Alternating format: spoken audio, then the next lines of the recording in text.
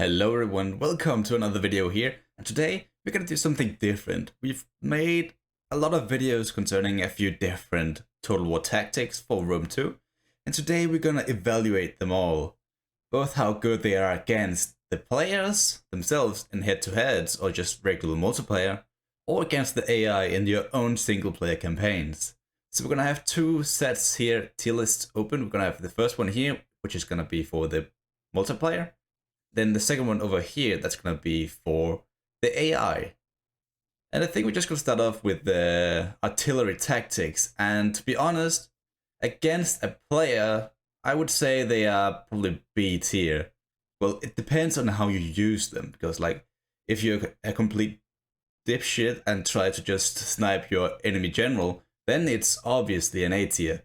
But as I can imagine, most people will probably have a few rules implemented into their games. Most likely they won't even be allowed to use artillery. And because they are kind of demanding, you will be forced to play a very defensive role in the battles. You're gonna stick very close to yourself, be very tight, be easy to be outflanked, which can give you a lot of problems. So overall, I think it's just a regular B tier. Sure, the artillery will get a lot of kills by themselves, but I think overall, it's just not too great. B tier is fine by me. Against the AI though, I think there's not really that many problems, it's just how you limit yourself, so I'll just stick it up a bit higher. It could still potentially be A tier, but especially because the AI is so stupid and won't really flank around properly. They'll just run through your ranks if they do anything. So it could actually go up to A tier, but I am a kind of guy that would like the bell curve in a tier list, so like I don't want to stick too many things up in S tier. So let's take it at 80 for now. Next up is the defeat in detail tactic, inspired by Napoleon Bonaparte himself. And yeah, it doesn't really work in Divide Et Impera. Most of the units are just too slow, and they will have to be in the right positions right off the bat for this to work instead. And the movement in the middle of the battle, it's just not gonna work. You're gonna be out of position for a long time, way too many times, and your opponent will easily be able to outmaneuver you, which we also saw happen in the video itself. I would say it's probably more of C tier, but because I have a great belief in it actually being possible to do against a player. Just haven't pulled it off yet. And we only have one in D tier, by the way, and it's not that one. There's only one true D tier against a player. But for the AI, it is still pretty bad. I would actually go as far as put it at D tier, because the AI, they're just gonna rush you. You don't have time to move around like you want to in this one. With this tactic here, so it's just not good. So I'm gonna put it at D tier against the AI. That's a bit sad, really. I think the player's just better, easier to defeat. And speaking about the players, probably my favorite tactic of all time, the gap tactic, where we just make a gap in the center of our enemy lines. And it was so great when we did it. I felt like a fucking mastermind. Inspired by Alexander the Great at the Battle of Gargamella, where he did it against King Darius. It is obviously an A tier. S tier, I mean. It's simply, I can't really describe it. Like, it was like a game of chess where we just made the right move from the start. It was deemed to win. There are so many great opportunities to win with this tactic, especially the first time you use it.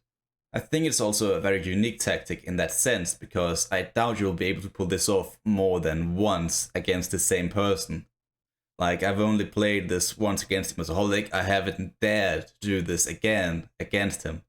Instead, you can mix it up where you have your guerrilla or stalk units, like the ones we use to push through the gap.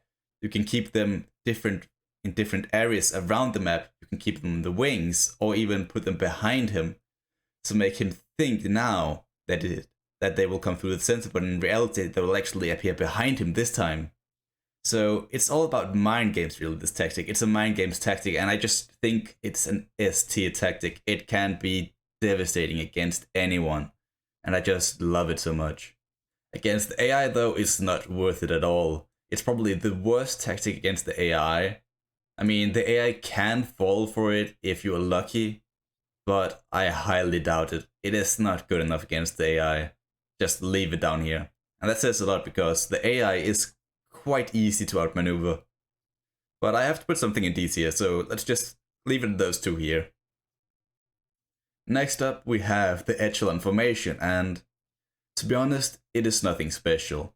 It can easily be outperformed, just like all the other tactics, like the defeat and deal tactic. And actually, I would probably say it's a bit worse, actually, against the player, that is. So let's leave it down here at C tier. I think that's pretty fair. It is possible to win against a player with this. I don't remember if we actually did win while recording this, doing the battles and so on. I don't remember anymore, but I would say it's probably a C tier compared to all the battles we have on this tactic tier list here. Against the AI, I would say it's a bit better, actually. It is certainly not the worst C tier tactic, but again, many of these other tactics, they're just far better, so let's just leave it at C tier. Next up, we have Hit and Run. Feint Retreat, actually. Forgot the name. Yeah, it's Feint Retreat. And against a player, this can actually be pretty damn good. It's easy to forget about a certain unit after you have pressed attack. You can, if you just make that unit chase after you and force it out into the open where you can outmaneuver it, it will be pretty easy to deal with. Whereas against the AI, it's not gonna work that well. I think it's a good tactic, and I really enjoyed it. It's a highly skill-based tactic. So the better player you are, the better this will be for you. I will put it at A tier because it can be very strong. Against the AI, not so much. I wouldn't really say it's worth the risk. So many things can go wrong, so it's probably more of a C tier here. Again, many other tactics are far better. You can probably use this if it was a horse archer army, but we have this here, so it's not going to count for this one. This is just with regular infantry, and it's not going to be good enough. You're just going to be chased down, and it's going to cause a lot of chaos, and it's just going to not be good. It's just going to turn out way worse than you expect, really. Then we have a forest tactics where you hide units in the forest and try to be very stealthy and sneaky-like. And I would say it's more like a B tier, because it is very depending on what map you're playing on. It's kind of obvious for the player to know you have units hidden in the forest because they would obviously think of that, whereas the AI wouldn't. So if the player you're playing against is very inexperienced, it will obviously be a better tactic, like an A tactic. But against an experienced player, it's not going to be like that. And I'm taking this as if it was an experienced player that I'm playing against, like the many few, just like all the ones we've played against on this channel here, all very experienced Total War players. So a B tier.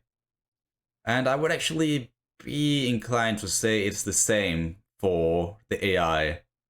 Maybe a tiny bit better because the AI won't know where you are. So let's say that, putting that A, actually, probably the worst A tier tactic we're gonna have, but an A tier tactic. Next up, we have this unit, this tactic here, hidden flank tactic. It is kind of a decent tactic, but it doesn't really imply that much. It's just more of a feature of a larger tactic, so it doesn't really mean that much. I would actually say it is probably a B tier tactic again, probably a B to high C tier. I'll probably put it at C tier for now against the player. It is pretty good actually against the player, like it will change every single outcome on the flanks if you have spear infantry with your cavalry. But I'm not sure how to actually place this. I'll probably put it at B tier for now, we can think about that later. Let's put it there. Against the AI, yeah, it is pretty good again, like that is an obvious B tier here. Should definitely be here because the AI will most likely not bring infantry out on the flanks in the cavalry fight, so you will easily be able to win them, and then you can go around and do those devastating recharges that will be the deciding factor in every single battle. And now we come to probably the most OP tactic in the game. hit and run tactics, horse archers. Cavalry is probably the best unit in the game, and if you know how to use them, that is. And for that reason alone, as long as you can, as long as you know how to use them, that is the best tactic. It will probably be the best in the game, an obvious S tier. Like, it is so hard to win against. In the battle or in the video itself, we saw Geo. He is like a very skilled player, and because I only had cavalry, he just couldn't actually reach my units, couldn't pin them down. They were just able to get away all the time and just shoot at him from range, or do these massive cohesive charges from all flanks. It is pretty OP actually, and there's this is probably the main reason why most tournaments have a limit on the amount of cavalry you can bring, because they are so damn strong. Next up, we have Horns of the Buffalo, inspired by Shaka Zulu himself, the legend, and I very much like this tactic. It was my first tactic in the game, and I chose this tactic specifically because it is so good. It is super balanced. You have the ability to mitigate any weaknesses you have. If your opponent might have a better army than you, you'll be able to move around. If he's formed up in a different manner, you can change stuff around pretty easily. It is very balanced. You have many reserves, you have a good, strong front line, you have decent flanks, you have the ability to flank around pretty easily, you have skirmishers, and overall it's just a pretty good tactic. I would probably put this at an A tier tactic. Probably the worst A tier tactic, but it's still an A tier tactic. It could also be a B tier because of it's just balanced, but it's an A tier for me. I would say so. Somewhere in here. And I would actually say it's the same against the AI. It is simple, it will be easy to outmaneuver the AI. The pikeman front line will make it easy to focus down the AI. They will just charge them anyway. Then you can have your main priorities on the flanks and then just get around with the cavalry and so on. Elephants, whatever you have out there. Now we have a very fun tactic, the inverted wedge. And I am very fond of it, especially because it is extremely effective against pikeman formations. We saw in a battle against mýself where he was playing Sparta and he had what's called a pikeman front line, whereas I only had my nervii infantry, sword infantry, and we managed to beat his pikeman front line just by pulling them out of formation. It is highly depending on your opponent making the simple mistake of just attacking and forgetting all about them, but if you can make that work, it is highly effective. But again, it is highly dependent on the player you are fighting against, and I will probably just put it at B tier for now. And a high B tier, just below the artillery actually. I think that should be fine. That is a good place for it. Next up, against the AI, we should probably also put it in somewhere, probably a B tier as well. It's not really gonna make that big of a difference against the AI. It's just gonna be more trouble than it's worth because the AI will focus on the flanks and take them out rather easily. Next up, we have one of my favorite tactics. It is the jagged line formation. It was such a blast to use, and I honestly think it would have performed better, the tactic in the battle we showed in that video, if I just had spent a bit more gold on cavalry to defend our flanks. Because that was our main problem. We allowed mýself to get around our flanks. Couldn't stop him. But we won decisively on the front lines because of the skirmisher tactic we used here. So in theory, it's going to be super good. It's highly effective once you use it the first time. But I doubt it's going to be worth anything the second time around. So I'll probably put it into C tier again, high C tier. The best C tier we have. Actually, let's change it around. Because it is better than the cavalry tactic, I would say. Just slightly better because it can perform so well. Against the AI, I would say it's actually a bit better than against a normal player, because against the AI, they don't really flank around that much, and you will easily be able to take those frontline units out like this, through this way here. And the AI, they're just stupid, so it will be way easier against the AI. It will always be easier against the AI to perform a tactic. And it's just pretty good. They will never learn to counter this. You can perform this over and over again, whereas you can't do that against an actual player. Hence, actually should go put it down to C tier actually, because you can perform the hidden flank multiple times against the player. It's like a must. You have to do this if you truly want to win against a player. Like, it is so damn good. It's not a requirement. There are so many other ways to win a battle, like we've shown with this, the ones up here, but it's pretty good. And yeah, that is pretty much that for the Jack line. Next up, we have the Oblique Order, and I think most people have tried, most Total War players have tried to perform this tactic once, where you have all your cavalry on one flank and just go around all on that side, while the other flank they just try to hold for as long as possible. And it is so damn effective. It is one of my favorite tactics. It's one of my main tactics actually in my head-to-heads actually. I've used it so many times. I remember I played your Shook a bunch of times, and he used this as his main tactic. I know that it is so damn good. Just calling him out now, I know you're gonna be using this if I play you again. And against the AI, it's just even more effective because you can easily win on the flanks, and it is so strong, so damn strong. It is better than the artillery tactic even for the AI. I love this. It is so powerful. Next up, we have the Triplets Axis. Actually, we're going to take the normal Triplets Axis first, where you're just going to fighting in the base lines, where you pull forward the Nationality, then the Prince base, and Triavi at last. And obviously, this is a decisive D tier. It was so terrible. All our online battles, and we even fought 5 different online battles in that video, and we lost every single one of them trying to perform this tactic. It was so horrible. We barely defeated the AI, and it is doable against the AI, I would say. And I actually quite enjoy it a lot, but it is gonna be a C tier tactic, probably here below the echelon formation tactic actually.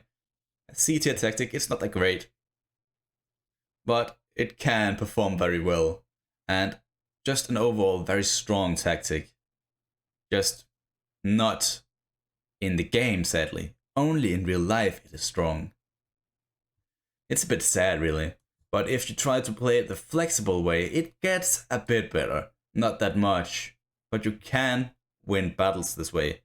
We saw me do this against Heroes of the Greeks, and I must say, it was a joy to actually win with the Triplex Acies for once. It took a lot of focus, and I still think more often than not it will actually fall out in the wrong end of all this. It's not that great. I would probably put it at B, maybe C tier, best of C tier, below Jack line, like this. Yeah, probably a solid C tier tactic. Nothing special, just put it right there. I think that should be fine. I think they will be satisfied with that.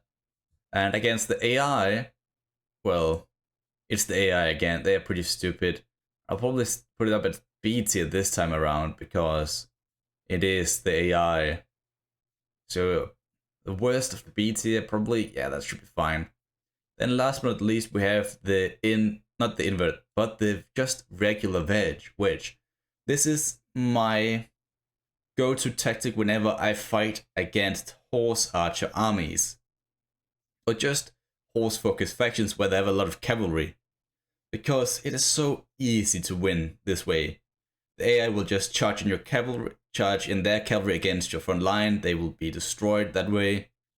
Your skirmishers are safe and protected from behind and from the front. Actually, they're just secure, and they can just hurtle away their slingers, the slingshots, the javelins, shoot with their arrows, take down the horses, and they're super safe. It is highly effective. I would probably, this is against the AI, and I would probably put it at somewhere in A tier, probably right here. I like it more than the Horns of the Buffalo tactic. I would use this way more often, but I like all of these tactics. They're all very good. They're all part of my main setup, actually. I use the Oblique Order the most, then probably the Wedge, and then Horns of the Buffalo. Sometimes I also choose the Triplets Acies, but that's just more fun.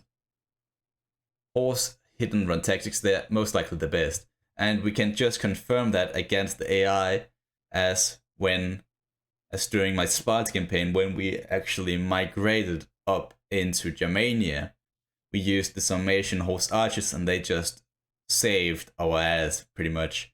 They destroyed all the armies around us. They got like 400 kills each battle, and we had like 4 or 5 of them. They were so overpowered. They won everything. And just to finish off this this multiplayer tactic tier list here, the Wedge formation, it is pretty good, but it's nothing special. It's probably high B tier to low A tier. I probably put it at A tier more than anything else because it can be very strong, very defensive.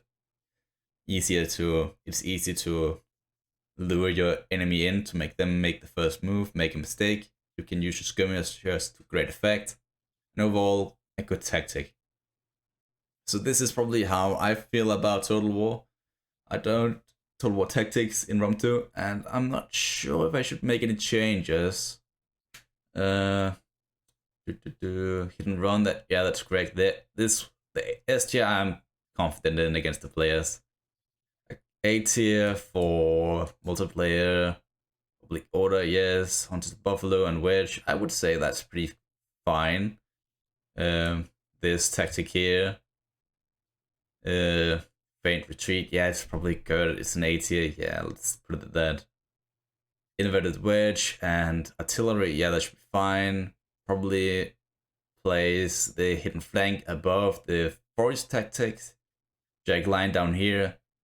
Overall, with the jagged line, you could debate that it is also just a feature as a part of a tactic, just like the hidden flank is, because this is probably the best way to use skirmishers in Total War. It is more gamey than in regular history, because you're shooting into the unshielded flank where the enemy units are more vulnerable. It would be so in real life as well, so that is why I'm just staking it at C tier. So yeah, whatever. I'll put down there. I think this is overall correct. Hit and run in the top, and Triplets Acies in D tier against the player.